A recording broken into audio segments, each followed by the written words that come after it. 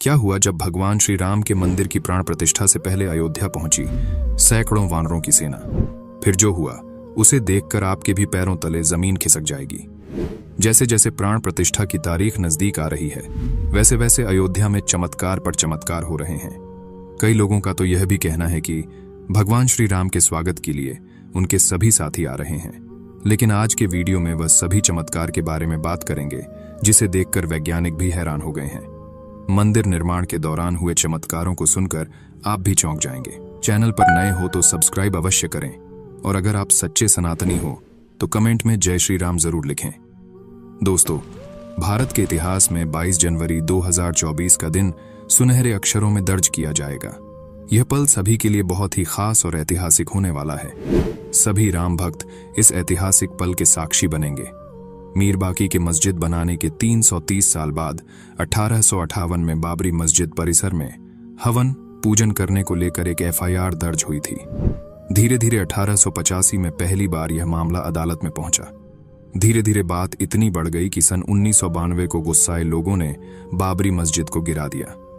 134 साल तक चली कानूनी लड़ाई के बाद 9 नवंबर 2019 को सर्वोच्च न्यायालय के द्वारा राम मंदिर के पक्ष के फैसले से यह विवाद खत्म हुआ, और इस फैसले से 140 करोड़ लोगों को खुशी हुई। बता दें कि श्री राम जन्मभूमि अयोध्या में 70 एकड़ भूमि पर बने भव्य राम मंदिर में रामलला की मूर्ति की प्राण प्रतिष्ठा 22 जनवरी 2024 को होनी है। इस तारीख का सभी को बेसब्री से इंतजार है। लगातार भक्तों में मंदिर के उद्घाटन की उत्सुकता बढ़ती जा रही है। भगवान श्री राम के मंदिर की चर्चा सिर्फ अयोध्या में ही नहीं बल्कि विश्व भर में हो रही है। इस भव्य कार्यक्रम की तैयारियां अब अंतिम दौर में है। राम मंदिर की प्राण प्रतिष्ठा का कार्यक्रम हफ्ते भर चलेगा, जिसमें मुख्य अतिथि के रूप में देश के प्रधानमंत्री नरेंद्र मोदी होंगे। जब माता सीता का रावण ने हरण कर लिया तो प्रभु श्री राम ने रामेश्वरम से श्रीलंका तक जाने के लिए राम सेतु का निर्माण किया था। तब राम सेतु को बनाने के लिए वानर सेना ने महत्वपूर्ण भूमिका निभाई थी। ऐसा भी कह सकते हैं कि बिना वानर सेना के राम सेतु बनना असंभव था। साथ ही साथ अन्य कई पशु पक्षियों ने भी राम सेतु बनाने में अपना अनमोल योगदान दिया था। क्योंकि आप जानते ही होंगे कि राजा सुग्रीव और नल, नील व बाकी सेना वानर प्रजाति की थी। इसके साथ ही जामवंत जी भालू थे और जटायु जी गिद्ध प्रजाति के थे। इसके बाद प्रभु श्री राम ने रावण का वध किया और पुनः अयोध्या लौटे।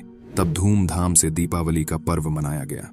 अब जैसे जैसे प्राण प्रतिष्ठा का समय नजदीक आ रहा है, वैसे वैसे कई चमत्कार अयोध्या में देखने को मिल रहे हैं। हाल ही में एक गिद्धों का बहुत बड़ा झुंड अयोध्या में देखा गया है। ऐसा कह रहे हैं ये गिद्ध कई सालों पहले विलुप्त हो चुके थे, लेकिन अचानक से इन गिद्धों का सामने आना भगवान श्री राम से जुड़ा बहुत बड़ा चमत्कार बताया जा रहा है। साथ ही साथ अयोध्या के लोग इन्हें जटायु का वंशज बता रहे हैं और उनकी पूजा कर रहे हैं। दोस्तों, अयोध्या नगरी के अंदर ही भगवान श्री राम का जन्म हुआ था, जिसका जिक्र वाल्मीकि की रामायण में भी है। सालों तक चले राम राज्य के बाद जब श्री राम ने जल समाधि ले ली तो अयोध्या नगरी सुनी हो गई। पौराणिक मान्यताओं के अनुसार उज्जैनी के राजा विक्रमादित्य जब यहाँ आखेट करने आए तो उन्हें उजाड़ भूमि पर कुछ चमत्कार दिखाई देने लगे। खोज की तो पता चला कि यह श्री राम की जन्मभूमि है। इसके बाद उन्होंने यहाँ श्री राम के भव्य मंदिर का निर्माण कराया, जिसमें काले रंग के कसौटी पत्थर वाले चौश स्तंभ थे। समय समय पर यहां राजाओं मंदिर की देखभाल की, लेकिन 14वीं शताब्दी में जब भारत में मुगलों का शासन हुआ तो श्री राम जन्मभूमि को नष्ट कर वहां बाबरी मस्जिद बना दी गई। 1525 में राम जन्मभूमि मंदिर को बाबर के सेनापति मीर बांकी ने ध्वस्त करवाया था।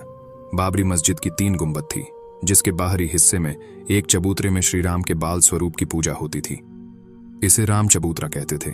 लेकिन 1949 में बाबरी मस्जिद के मुख्य गुंबद के ठीक नीचे वही मूर्ति निकली जो सदियों से राम चबूतरे पर विराजमान थी।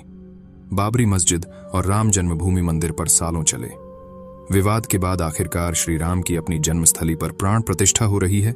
दोस्तों, अयोध्या में दुनिया का सबसे बड़ा विशाल मंदिर बन रहा है। लोग बेसब्री से इंतजार कर रहे हैं।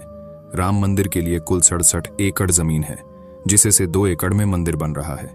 पहले मंदिर के मुख्य शिखर की ऊंचाई 128 फीट थी, अब यह 1661 फीट होगी। 3 की जगह 5 गुंबद और एक मुख्य शिखर होगा। वैसे तो साल 2020 में ही काम शुरू कर दिया गया था।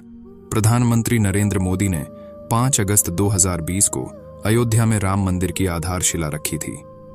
साल 1992 में बाबरी मस्जिद को ढा दिया गया था, जिसके बाद हिंदू पक्ष और मुस्लिम पक्ष के बीच इलाहाबाद हाई कोर्ट से लेकर सुप्रीम कोर्ट तक लंबी कानूनी लड़ाई चली। इसके बाद नवंबर 2019 को सुप्रीम कोर्ट ने ऐतिहासिक फैसला सुनाया और आदेश दिया कि अयोध्या में विवादित जमीन पर मंदिर बनाया जाए। इस फैसले में यह भी शामिल था कि केंद्र सरकार मस्जिद के निर्माण के लिए सुन्नी वक्फ बोर्ड की 5 एकड़ वैकल्पिक जमीन उपलब्ध कराए। अब एक सवाल यह है कि आखिर अयोध्या में भगवान श्री राम की मूर्ति बनाने के लिए नेपाल से 2 विशाल पत्थरों को लाया गया था। इन पत्थरों को लाने के बाद आखिर क्यों उन पत्थरों से मूर्ति नहीं बनाई गई? ऐसी क्या वजह थी कि नेपाल के उन 2 पत्थरों की जगह दूसरे पत्थरों का इस्तेमाल किया गया? दरअसल राम मंदिर के निर्माण का काम पूरा होने के बाद फरवरी में नेपाल के काली गंडकी तट से 2 शिला अयोध्या लाई गई थी। इन 2 शिला का वजन 14 टन और 27 टन था। शुरुआत में इन शिला से राम मूर्ति बनाए जाने की बात सामने आई, लेकिन बाद में पता चला कि इन शिला को राम मूर्ति बनाने के लिए उचित नहीं पाया गया।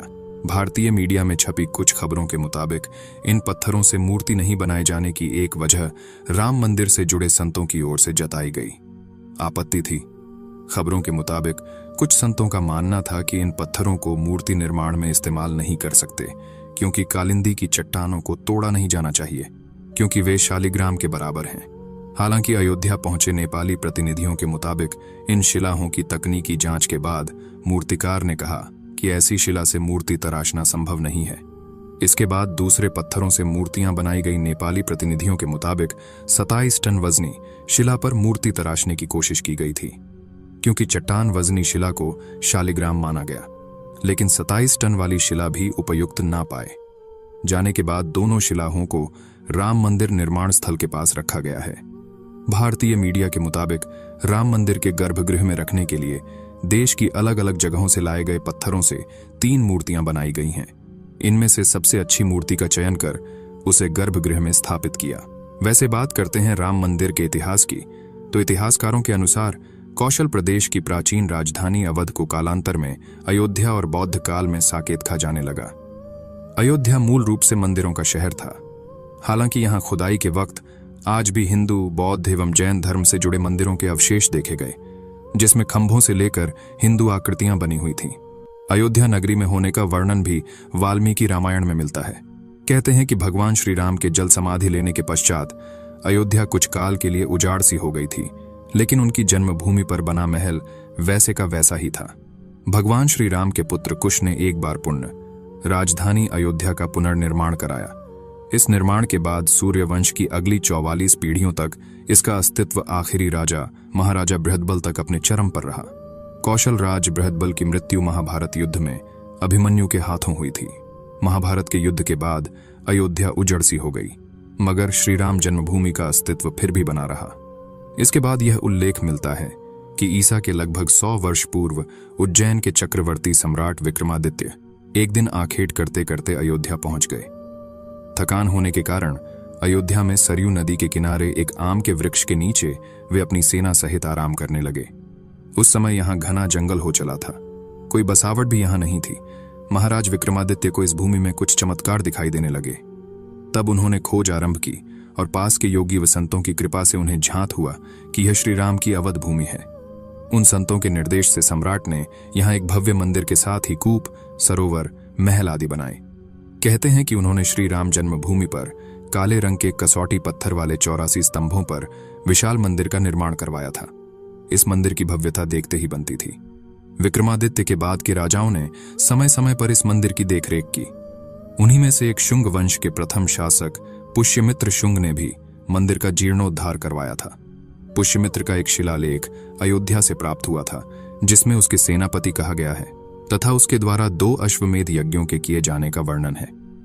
अनेक अभिलेखों से ज्ञात होता है कि गुप्त वंशीय चंद्रगुप्त द्वितीय के समय और तत्पश्चात काफी समय तक अयोध्या गुप्त साम्राज्य की राजधानी थी। गुप्तकालीन महाकवि कालिदास ने अयोध्या का रघुवंश में कई बार उल्लेख किया है। इतिहासकारों के अनुसार 600 ईसा पूर्व अयोध्या में एक महत्वपूर्ण व्यापार केंद्र था। इस स्थान को अंतर्राष्ट्रीय पहचान 5वीं शताब्दी में ईसा पूर्व के दौरान तब मिली जबकि यह एक प्रमुख बौद्ध केंद्र के रूप में विकसित हुआ। तब इसका नाम साकेत था। कहते हैं कि चीनी भिक्षु फा हियान ने यहां देखा कि कई बौद्ध मठों का रिकॉर्ड रखा गया है। यहां पर 7वीं शताब्दी में चीनी यात्री हुएनसांग आया था। उसके अनुसार यहां 20 बौद्ध मंदिर थे तथा 3000 भिक्षु रहते थे, और यहां हिंदुओं का एक प्रमुख और भव्य मंदिर भी था, जहां रोज हजारों की संख्या में लोग दर्शन करने आते थे। इसके बाद ईसा की 11वीं शताब्दी में कन्नौज नरेश जयचंद आया, तो उसने मंदिर पर सम्राट विक्रमादित्य के प्रशस्ति शिलालेख को उखाड़कर अपना नाम लिखवा दिया। पानीपत के युद्ध के बाद जयचंद का भी अंत हो गया। इसके बाद भारतवर्ष पर आक्रांताओं का आक्रमण और बढ़ गया। आक्रमणकारियों ने काशी, मथुरा के साथ ही अयोध्या में भी लूटपाट की और पुजारियों की हत्या कर मूर्तियां तोड़ने का क्रम जारी रखा। लेकिन 14वीं सदी तक वे अयोध्या में राम मंदिर को तोड़ने में सफल नहीं हो पाए। विभिन्न आक्रमणों के बाद भी सभी झंझावातों को झेलते हुए श्री राम की जन्मभूमि पर बना भव्य मंदिर 14वीं शताब्दी तक बचा रहा। कहते हैं कि सिकंदर लोदी के शासनकाल के दौरान यहां मंदिर मौजूद था। 14वीं शताब्दी में हिंदुस्तान पर मुगलों का अधिकार हो गया और उसके बाद ही राम जन्मभूमि एवं अयोध्या को नष्ट करने के लिए कई अभियान चलाए गए। अंततः 1527 से 28 में इस भव्य मंदिर को तोड़ दिया गया और उसकी जगह बाबरी ढांचा खड़ा किया गया। कहते हैं कि मुगल साम्राज्य के संस्थापक बाबर के एक सेनापति ने बिहार अभियान के समय अयोध्या में श्री राम के जन्म स्थान पर स्थित प्राचीन और भव्य मंदिर को तोड़कर एक मस्जिद बनवाई थी, जो 1992 तक विद्यमान रही। बाबरनामा के अनुसार 1528 में अयोध्या पड़ीडाव के दौरान बाबर ने मस्जिद निर्माण का आदेश दिया था। अयोध्या में बनाई गई मस्जिद में खुदे 2 संदेशों से इसका संकेत भी मिलता है। इसमें एक खास तौर से उल्लेखनीय है। इसका सार है, जन्नत तक जिसके न्याय के चर्चे हैं, ऐसे महान शासक बाबर के आदेश पर दयालु मीर बकी ने फरिश्तों की इस जगह को मुकम्मल रूप दिया। हालांकि यह भी कहा जाता है कि अकबर और जहांगीर के शासनकाल में हिंदुओं को यह भूमि एक चबूतरे के रूप से सौंप दी गई थी, लेकिन क्रूर शासक औरंगजेब ने अपने पूर्वज बाबर के सपने को पूरा करते हुए यहां भव्य मस्जिद का निर्माण कर उसका नाम बाबरी मस्जिद रख दिया था। लेकिन अंत में बाबरी मस्जिद का भी विध्वंस कर दिया गया और इस जमीन पर कई वर्षों तक कैसे चलता रहा और अंत में यह जमीन हिंदुओं को सौंप दी गई, जिस पर आज श्री रामलाल का भव्य मंदिर बनकर तैयार हो चुका। वैसे आपको यह जानकारी कैसी लगी, हमें कमेंट के माध्यम से जरूर बताएं। साथ ही अगर आप सच्चे सनातनी हो तो सब्सक्राइब अवश्य करें। मिलते हैं एक और नई स्टोरी के साथ।